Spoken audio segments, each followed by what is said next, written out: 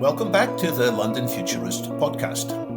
In this episode, we return to a theme which is likely to become increasingly central to public discussion in the months and years ahead. To use a term coined by this podcast's co-host, Calum Chace, this theme is the economic singularity, namely the potential all-round displacement of humans from the workforce by ever more capable automation. That leads to the question, what are our options for managing the transition of society to increasing technological unemployment and technological underemployment? Our guest, who will be sharing his thinking on these questions, is the prolific writer and YouTuber David Shapiro. As well as keeping on top of fast-changing news about innovations in AI, David has been developing a set of ideas he calls post-labor economics, how an economy might continue to function even if humans can no longer gain financial rewards in direct return for their labor. David, welcome to the London Futurist podcast. Thank you so much for having me. It's good to be here. Thanks for joining us, David. Before we turn to the theme of post-labor economics, what should our listeners know about you, David? Number one thing is just a little bit about my background. I spent 2 decades in technology, cloud automation. Near the end of my career, I started adding more automation, machine learning, that sort of thing to my toolkit. Then with the advent of generative AI, I completely pivoted. This was about 4 or 5 years ago to focus on alignment research, automation, cognitive architectures, what we now call agentic AI. And that's actually why I started my YouTube channel. I've realized that I needed a platform to share all of my work. Over time, as people came on board with, okay, we're building increasingly intelligent machines, then people would ask, well, how do we align those machines? Or how do we align humanity? That just sent me down one rabbit hole after another, looking at history, philosophy, ethics, economics, geopolitics. And now I've arrived at my post-labor economic theory as one of the primary pillars of my platform. So if we talk about post-labor economics, it implies that we won't be able to continue selling our labor. But not everybody believes that. Some people point to past history that technology took some jobs away, but it created plenty of others. What do you have to say to people with that view? That is the lump of labor fallacy, which is the idea that there is a finite amount of labor to do, and once you automate it all, everyone can go home for the day. So it's almost like an inverse of the lump of labor fallacy that I'm talking about. Because yes, historically speaking, technology has not necessarily created new jobs, but rather it created an abundance which allowed you to allocate resources to other demands. Another general principle that economists have come up with over the years is that human demands are infinite. So the first principle, or the originating principle, is that humans always want more. If you have one house, you want a bigger house. If you've got a nice car, you want a nicer car. If you have a boat, you want a yacht. But when you assume that human demands, that consumption is infinite, there's no law that says those demands must be met by other humans. It's just that right now, the best way to meet those demands is through goods and services ultimately provided by other humans. But there's no law of physics or no law of economics that those goods or services must be rendered or that humans must participate in the provision of those goods and services. So the fundamental assumption of economics breaks down if that comes to pass. We can talk about what the barriers or what the thresholds to get to that point would be. Because the assumption, the foregone conclusion is eventually automation through robots and AI will subsume labor. As you mentioned, some people still don't believe that, or they debate it. When you talk about thresholds and barriers, I think we should look at them a little bit because many people say, yeah, in principle, eventually this is going to happen, but it's not going to happen anytime soon. And so it's a bit of an academic discussion, this post-labor economic stuff. The litmus test that I have created is better, faster, cheaper, safer. Historically speaking, whenever a technology surpasses humans by generally even just 2 of those metrics, but ideally 3 or 4 of those metrics, it becomes not only economically inevitable that the technology replaces human labor, but often it becomes an ethical imperative as well. For instance, when a job is too dangerous for humans to do, eventually we replace it with machines. Here's an example. Self-driving cars are still being developed. However, already the incidence rate of mistakes of full self-driving cars is something like 5 times less than human drivers. Now, they make different mistakes than humans, but you get 5 times the number of rider miles per collision. You extrapolate that out. What happens when those cars are 10 times safer, 100 times safer than humans? If that trend continues, it might even be a legal imperative to say maybe human driving shouldn't even be allowed. So better, faster, cheaper, and safer. It's the same reason that we use tractors instead of ox. They're better, faster, and stronger than the alternative. So if we see this trend continue where for any kind of cognitive labor, any kind of manual labor that requires high dexterity or high friction environment, such as building houses in construction work is very dangerous. It's also expensive. Fully a third of the cost of building a house is in human labor. So the economically rational choice is once you have an alternative that is superior to humans, again, better, faster, cheaper, safer, not only from a competitive perspective should you adopt that new technology, you might ultimately be legally required to adopt that new technology. Same reason that we had to move to electronic health records. That makes perfect sense. I agree with everything you've said, really. Self-driving cars is a very interesting case because I thought that when they became ready for prime time, they would spread out around the world pretty fast because, as you say, they're safer and they involve fewer humans dying, which is generally thought as being a good thing. And I also thought it would be the thing that would wake everybody up and make everybody realize, wow, technological unemployment really is coming. It's actually done neither of those things. It's disseminating really, really slowly, and most people are busy ignoring them. Waymo now gives more rides in totally self-driving cars with nobody sitting in front than Lyft does, which is the second biggest ride-hailing service. Yet they're not going to offer self-driving taxi rides, as I understand it, in their next city, which is Miami, until 2026. So they're not going to start in any new city this year. That's really slow. Now, I think it's very laudable for Waymo to be cautious and to be careful. And after all, we don't mind being run over by humans, but we really object to being run over by robots. So it'd be easy to derail the progress. That's really surprisingly slow. Why do you think it is so slow? As an automation engineer, I know that the technical limitations are never the ultimate bottleneck. It's always getting approval, whether it's getting approval from your boss, from your manager, from your director, or in this case, from voters. The term here is integrating into society. Here's another example, the legalization of psychedelics and marijuana. Just as a parallel track, there is overwhelming evidence that marijuana is better for society than alcohol, yet in many nations, it's still illegal. And there's a lot of historical reason for that. Likewise, there's a preponderance of evidence that psychedelics are a remarkable medicine that can be used to treat anxiety, depression, PTSD. That is not debatable, but it's still not legal everywhere. And so the question is, how do you integrate these substances with society? And in the case of artificial intelligence, how do you integrate this new technology into society? And when you look at history, for example, the history of the automobile, a lot of the infrastructure and legal apparatus that was required to successfully integrate automobiles into society were not obvious. Traffic signs, traffic lights, that's not an obvious technology. That's a downstream requirement. Traffic laws, seatbelts. Seatbelts weren't introduced broadly until the 50s or 60s by Volvo.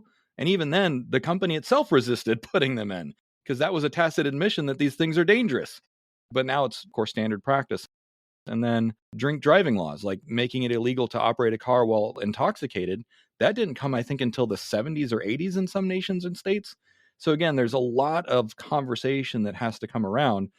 And to your point, it's a known risk every time you get behind the wheel that you might drive off the road, you might hit someone in a head-on collision. Simply just being comfortable with understanding the risks and the kinds of mistakes that humans make. Whereas these self-driving cars make fewer mistakes, but they make entirely different kinds of mistakes. There was an example, a self-driving car ran over someone, didn't understand that it had run over someone and kept driving, like ran over them twice. Now, a human could make that mistake, but it's scarier when the machine makes the mistake. Who do you sue? Do you sue the manufacturer, the operator, who? And it's just alien. It gives us the heebie-jeebies, as we might say in America. It hasn't crossed the uncanny valley. So there are delays. There are the delays of integrating technologies into society.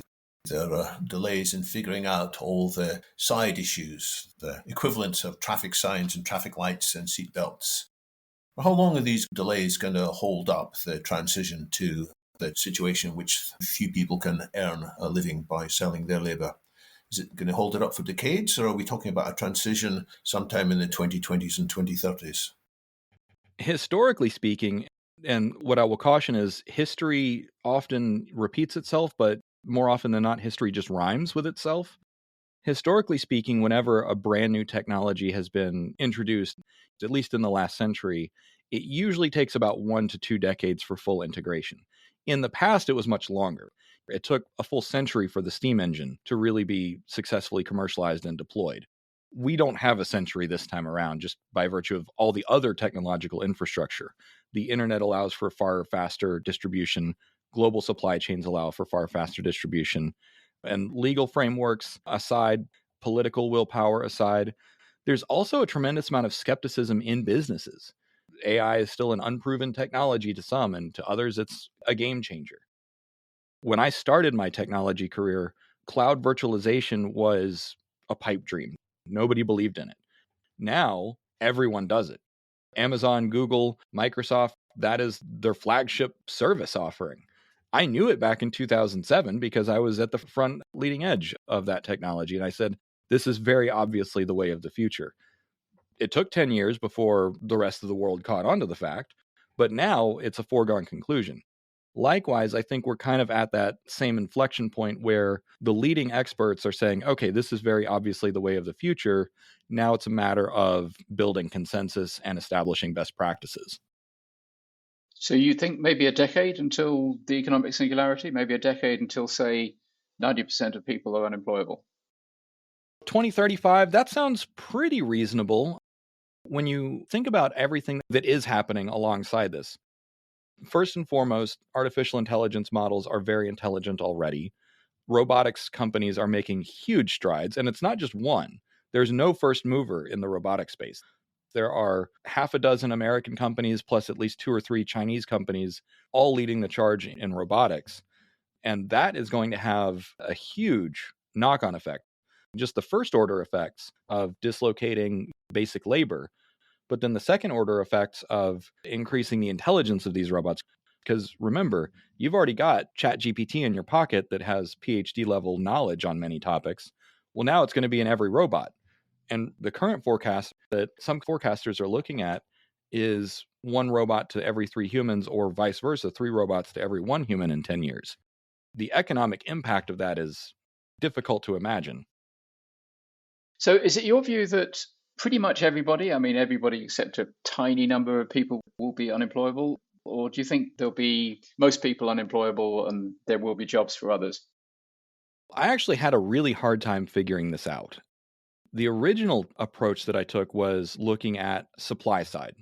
Labor supply is saying, okay, there's a pool of people and entities that are capable of providing certain tasks, goods, and services. And what I realized after doing a lot of thinking and reading and talking with real human economists and also talking to AI is realizing that looking at the supply side doesn't really make a lot of sense, because the assumption is that before too long, there's not going to be any task that a human can intrinsically do better than a machine. But that's only half of the equation.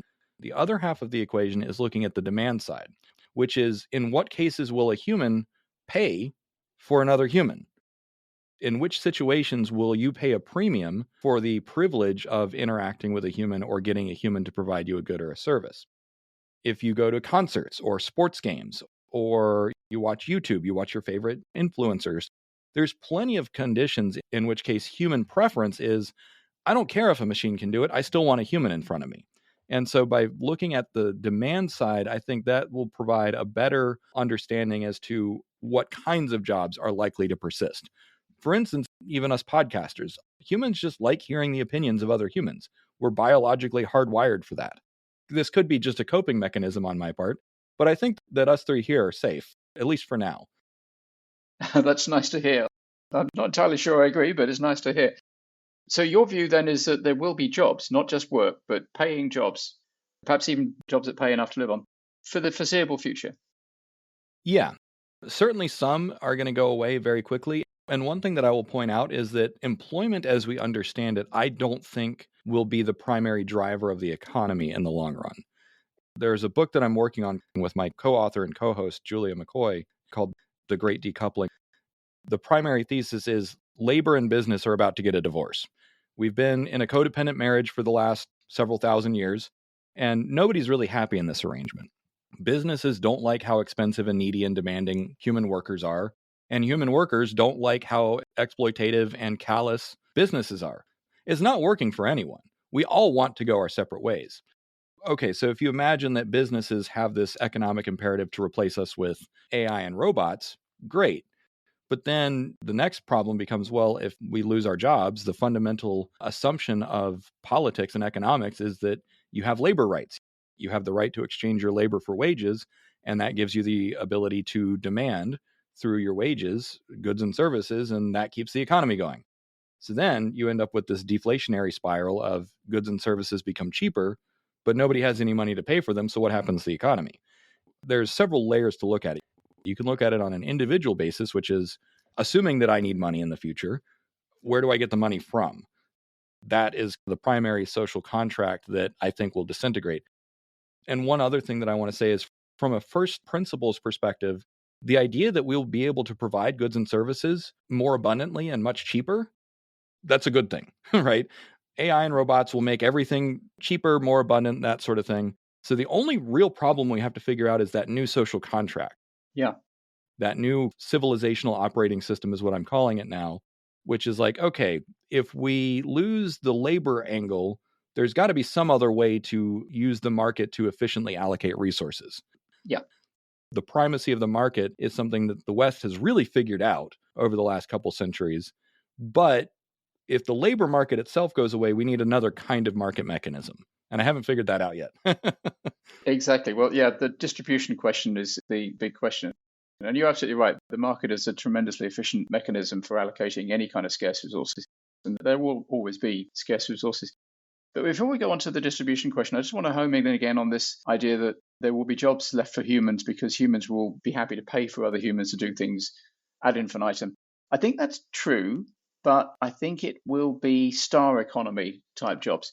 You know, most podcasters don't make any money. Mm-hmm. There's an enormous crowd of podcasters, and a very small number of them make huge amounts of money, and almost everybody else makes no money at all. And the same is true in music, true in books, it's true in most creative endeavors, actually. And I suspect those are the kind of jobs that will remain. Things like human butlers, where in a sense, perhaps we could all be each other's butlers. But I just don't see that happening in a world where a machine can do a better job than the human butler. Some people might pay in order to have a human bowing and scraping. Some rampant egotists might like that. But will they have enough money to do it? Will it be a crazy thing to do? And will there be that many people who want to do it? I suspect the jobs that are left, there undoubtedly will be some. There'll be jobs for people who make ultimate decisions at the top of organizations or the top of countries or the top of the species. We probably want humans to make the top decisions about where we're going, what the strategy is, and so on. And some of these star economy type jobs. But I think that will leave almost everybody unemployable. I would tend to agree. The jobs that are left are not going to be enough to run the whole economy. Right. The great decoupling is that GDP will be uncorrelated with human labor. Yeah. Where capital subsumes all labor. And I do tend to agree that celebrity culture, that's not really going anywhere. Some of the jobs that might have more dignity are going to be a little bit more local. So for instance, your local coffee shop. Like, yes, the local coffee shop, the mom and pop bake shop that you love to go to, you will probably choose to patronize a local shop that has that human element, even if they have robots helping in the back, because you still want to get your coffee and then go talk to Sue at the newsstand or whatever. There's always going to be some element of human preference. Now, to your point, though, in many cases, the rational economic choice is to say, well, the machine can still do it much cheaper at a certain point. And while some of these kinds of more traditional human-to-human interactions will still have a huge amount of value, I wouldn't count on that. I think it's kind of the takeaway. Yeah. Don't put all your eggs in that basket. So will we have money in the future? Will we need money in the future?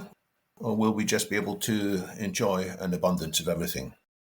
Money is one of the most useful inventions that we've ever come up with, and I don't think it's going away anytime soon. As long as there's limited property in Malibu, granted Malibu's on fire right now, but as long as there's limited desirable property, There's a finite number of super yachts. There's a finite number of beachfront properties. There's always a need for what money provides, which is a storehold of wealth, medium of exchange, and unit of account. One of the most common questions I get is, why don't we switch to what's called a resource-based economy, which is basically the idea that we should get rid of money and switch back to barter. And I know that that's kind of a condescending paraphrasing of the RBE idea, but it's because I don't take RBE very seriously. Some people say like money is the root of all evil, but it serves a very important social function and coordination function. Part of the reason that it's gotten confusing, I think, is because David Graeber, an anthropologist, popularized the idea that the purpose of money was to service debt. That's kind of a harebrained idea. It's not very well supported. It's not accepted by actual economists, for instance, which David Graeber is not an economist. And there's also plenty of evidence that money predates the concept of debt, sometimes by thousands of years, if not tens of thousands of years. Just because money has been useful to servicing debt doesn't mean that that's its primary purpose. Again, the definition of money is unit of account, medium of exchange, storehold of wealth. There's a book that I was just reading called The Bitcoin Standard, which proposes that perhaps Bitcoin might be a great replacement for gold as the global reserve currency. But yeah, money's not going anywhere. I think that's right. Barter is incredibly inefficient.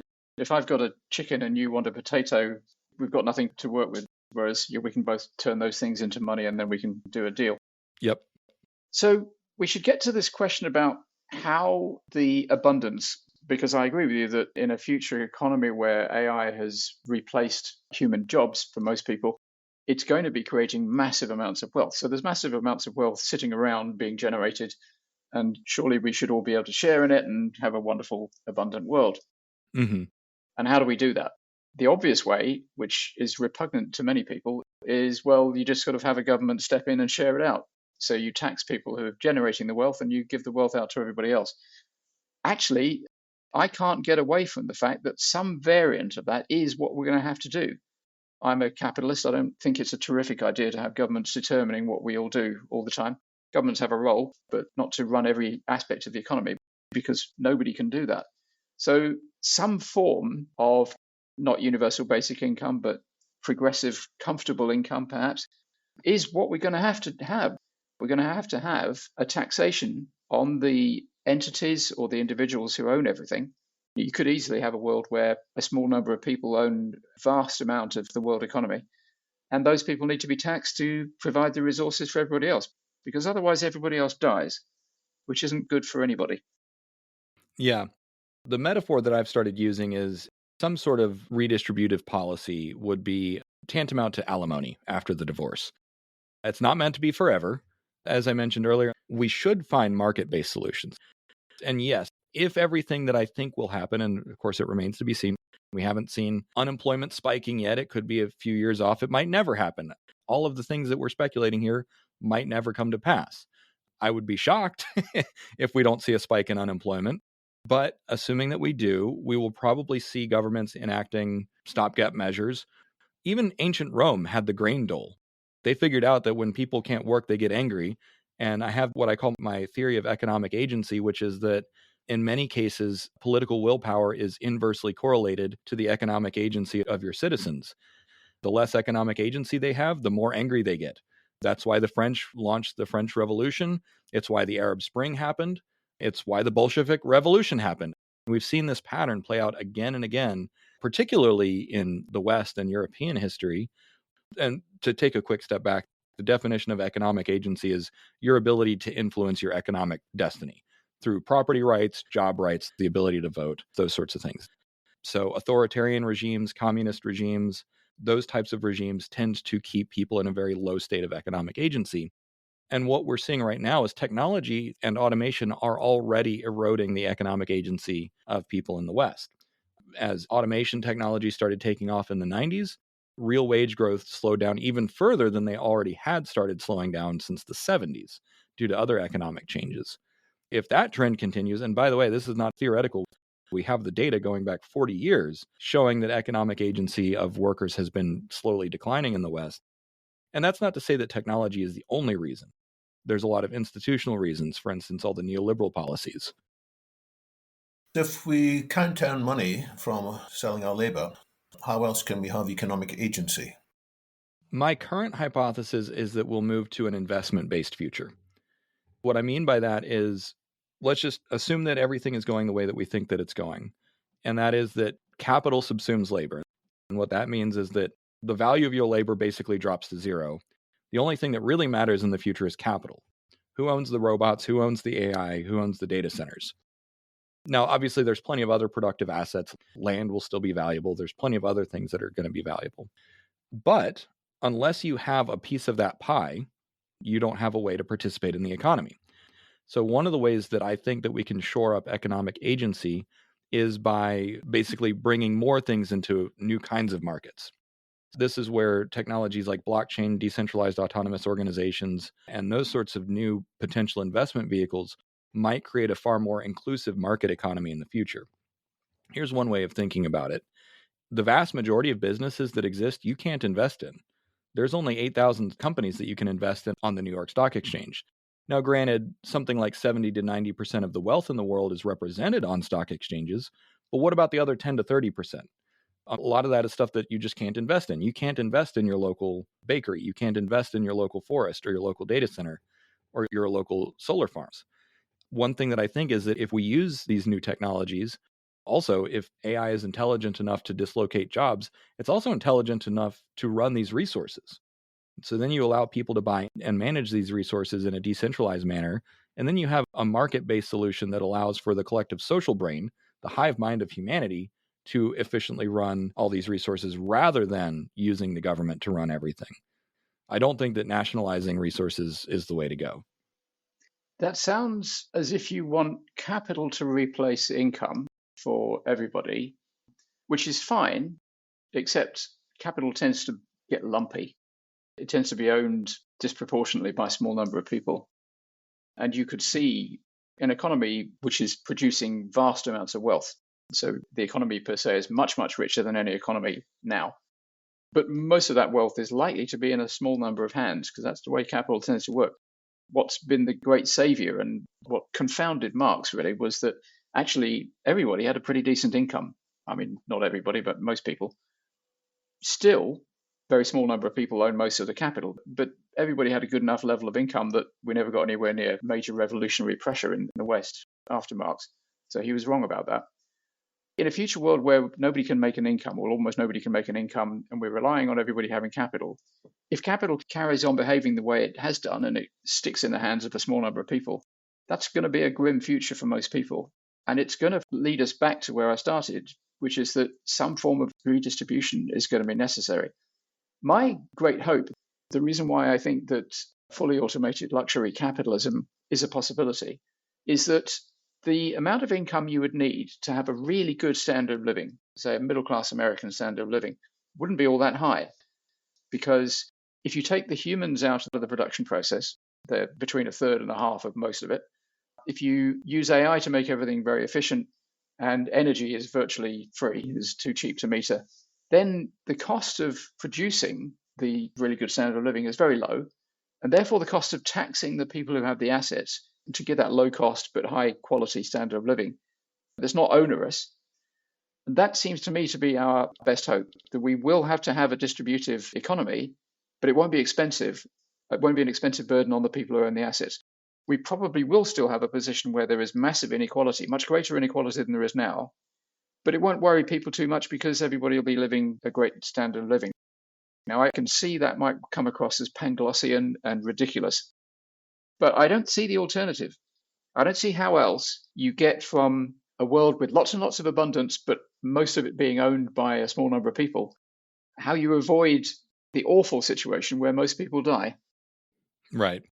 So the good news is the world has gone through that transition several times.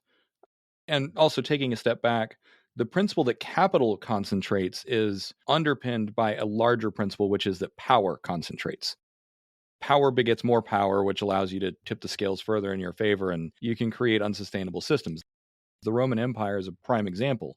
Wealthy Roman landowners ended up owning all the farmland, and so the Roman citizens ended up with really garbage land that was not desirable, and that was one of the reasons that people stopped investing in the empire and stopped believing in the empire. And it fragmented into a decentralized format. feudalism was kind of what eventually rose out of that. Russian aristocracy, same problem. The absolutist monarchies of Europe of the 17th through early 20th centuries all eventually disintegrated, in part due to technological changes and the lack of incentives that the powers that be had to adapt. And what has typically happened in the long run is that, again, economic agency gets low enough and then people get angry enough and things start breaking. Hopefully, we don't have to get to that point. And one of the things that I think can help rebalance power, either before or after people get angry enough, are some of those new technologies like blockchain that allow for radical transparency, accountability, and public records, specifically property rights, that might not even to be mediated by government. One of the promises that communism had was a stateless society. I'm not advocating for a stateless society, but certain technologies could allow us to take some more power back from not just those who have currently a concentration of power and wealth, but also power back from the state. Particularly, I think decentralizing property records is going to be one of the key things. Then you look at the possibility of transparency and accountability that a blockchain-based economy or governance system could allow. Brief thought experiment. Imagine that we do end up with a government and economy that is largely centered on, or at least empowered by, blockchain technology, which is a consensus-based technology. Everyone says, okay, there's a maximum wealth that we want to allow. We just say anyone over $1 billion equivalent, 50% of everything they make after that is taxed and redistributed. That becomes algorithmically enforced without politicians. That becomes smart contract. That becomes AI enforced. That is not something that the power brokers, that the power elite have any real agency over. However, what I will say is just because we can imagine a technological solution doesn't mean that we can easily get from here to there.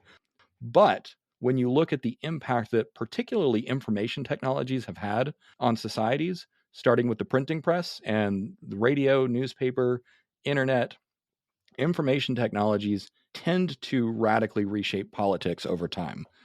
It's difficult to really predict how the confluence of quantum computing, blockchain technology, and artificial intelligence, combined with robotics and everything else that's coming, just the first order effects are difficult enough to predict from one technology, let alone 3 or 5, and then second and third order impacts. But the possibilities are endless there. Yeah. I think blockchain may well have an interesting and important role. I don't think it's going to solve the distribution issue. It may facilitate whatever mechanism people use.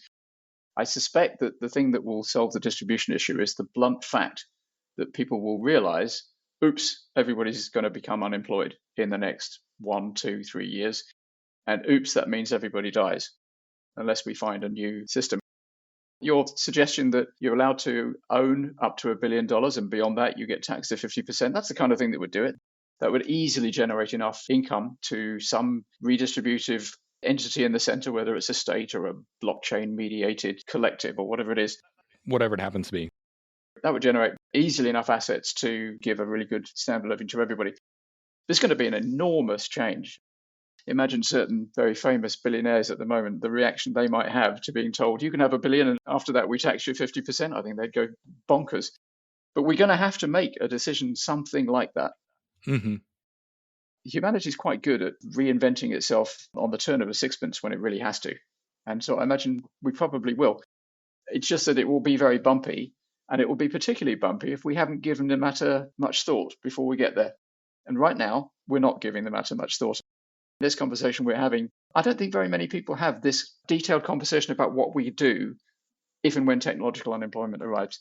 And it might arrive in 10 years. It might be 20, it might be 100, but it might be in 10. And nobody's thinking about it. I'm just endlessly amazed by that. The good news is my YouTube audience are very concerned about this. And actually, I've gotten a huge number of ideas just from the questions that they've asked. My channel has 160,000 subscribers and 10 million plus views. Now, granted, that's still less than 1% of the entire population of the world, less than 1% of America alone. But at the same time, people like us, we are listened to by universities, by students, by people with influence, and it does take time to build consensus. Here's an example of how consensus building happens over time. The history of neoliberalism started in the 30s. Some of the ideas were refined in the 40s. And then it wasn't until the 50s and 60s that they said, okay, well, let's actually just train the next generation of economists with these principles of neoliberalism so that come the 70s and 80s, it became the de facto economic doctrine. I personally don't think that we have that much time. At the same time, we do have exponential technologies that they didn't have access to. We have internet, we have email, we have Substack and YouTube and Twitter and Apple Podcasts. We have all kinds of ways to distribute these ideas. With that being said, there is still a tremendous amount of work to do to refine these ideas, to create new narratives, new packaging, to make them understandable. That's one of the reasons that we came up with that metaphor of the great decoupling. It's a divorce. It's like, okay, divorce is traumatic. The only people who win are the lawyers. And then afterwards, how is life going to be? If you get a divorce from business, if labor gets a divorce from business, how are you going to take care of yourself? What are you going to do with your time? But anyone who's been through a divorce, you might know that it is painful, it is difficult, but on the other side, both parties often end up happier. Not always, but it certainly can work out that way. Business gets to go off into the sunset with its hot new girlfriend, the AI and the robots that don't complain, and you don't need HR anymore. They don't sue you. And then meanwhile, labor is liberated to say, you know what? I don't feel like working today. I want to go down to the river, or I want to play with my dog, or I want to play with my kids. And I think that once people see that possibility, there will be, I hope, a lot more political willpower to make some of these changes happen. So what's going to be funding our future lifestyle is an alimony payment. For a little while, until we come up with a better market solution. But yeah, I think we're owed some alimony, honestly. The amount of value that many of us have generated for the companies that we've worked for, I certainly didn't get paid the millions of dollars that I saved my companies through my automation work and everything. I got paid pennies on the dollar that I generated for them. So I kind of feel like if the universe has any sense of justice, that we're all probably owed a little bit. Now, of course, wish in one hand, as they say. So what's the feedback been? You say you've got 160,000 subscribers. Are people buying into your theories? Are there any economists or political advisors of note who are joining the conversation? Yeah. There's a professor that I'm good friends with here at Duke University. We're talking quite a lot about the impact that AI is going to have on business. I also collaborate with some professors at Clemson University. But by and large, the response is, I'll say mixed, but it's often the loudest dogs that bark or the most anxious. Some people, and when I say some, I mean it's a minority, it's a very small percentage, really just want to maintain the status quo. They just want to keep working. Don't upset the apple cart, just keep things as they are. And I'm like, buddy, that's not happening. Put it this way, go back 200 years and explain to a farmer what a computer programmer did. Just the number of iterations of like, okay, this is how the future is going to work. They wouldn't have even been able to understand what you're talking about. First, they don't know electricity and then digital communication and writing computer. There's so much that you'd have to unpack to get there. This is a cognitive bias called normalcy bias. So normalcy bias is throughout most of human evolution, we have been local and geometric. We don't really have an intuition on thinking global and exponential. Unfortunately, we are in the middle of a global and exponential change, which means that most people are not, I don't even say cognitively equipped, but not even emotionally equipped to really wrap their heads around what's happening. It's all about, okay, what do I see in my real life? And when you take a step out of this podcast and you go to the store, there's still a teenager checking you out at the cash register. There's still a gas station attendant managing the gas station. So there's a lot of cognitive dissonance between people that are working at the cutting edge, seeing what's coming, Futurist podcast, versus what people are experiencing in real life. Once people start experiencing the reality, if unemployment starts, then it becomes real to people. And then the conversation starts. Fortunately, we're already doing the legwork by having these conversations and planting those seeds. It'll take a while for those seeds to come to fruition, but I'm personally not particularly worried. That's interesting. I think it is quite likely to be very bumpy. As somebody who's had the misfortune of going through a divorce, I'm not wild about that metaphor, but I do get the point. My final question for you, David, is a challenge that David often puts to me, which is, are we going to get the technological singularity before we get the economic singularity? In other words, is the end of employment for humans, most humans, is that an AI complete situation? Do you need superintelligence before AI is smart enough to be able to replace humans in almost all jobs, to make it virtually impossible for humans to earn money in a job? I guess it really depends on definitions. For me, the technological singularity is what Ray Kurzweil laid out, which is you get compounding returns until your desktop computer is smarter than all of humanity combined. That's scheduled for around 2044, 2045. So we got about 20 years until your desktop computer can run the whole planet on its own anyways. Whatever happens, I suspect that the threshold to economic singularity is probably lower than that level of intelligence, because we humans are not particularly bright or clever on our best days, certainly not on our worst days. And the economy is still running well enough. We're not necessarily doing the best job of being custodians of the planet. But I suspect that by 2030, we're probably going to see some major changes. And as we discussed at the beginning, 2035 seems like when these technologies are going to be pretty deeply integrated into society. And that's still 10 years before the technological singularity really takes off. So if I had to guess, I would say the economic singularity happens 5 to 10 years before the technological singularity. My final question is, where should people look for more information? And which other researchers have you actually been inspired by, so that others who are listening to this might be inspired by them too? I do most of my work on Substack today, so it's daveshap.substack.com. I'm also somewhat active on Twitter, although Twitter does not really allow for deep intellectual discourse. And then as far as other people, one of the books that I'm reading that's been phenomenal is Why Nations Fail. I just picked that one up. I recommend that to everyone. By Acemoglu and Robinson, that one? Correct, yes. The Bitcoin Standard is another one. So the Bitcoin Standard is good. Changing World Order by Ray Dalio, another amazing book to understand these large-scale debt cycles. And then Vulture Capitalism by Grace Blakely. Those are top of mind books that I've been reading to try and wrap my head around everything that's coming, at least on the economic side. Well, that's lots of interesting things we'll put in the show notes. So I want to thank you for sharing your time with us. And maybe we'll bring you back to discuss psychedelic treatments as a totally separate discussion another day. Absolutely. Would love to come back anytime. Thanks for joining us, David. That was good fun.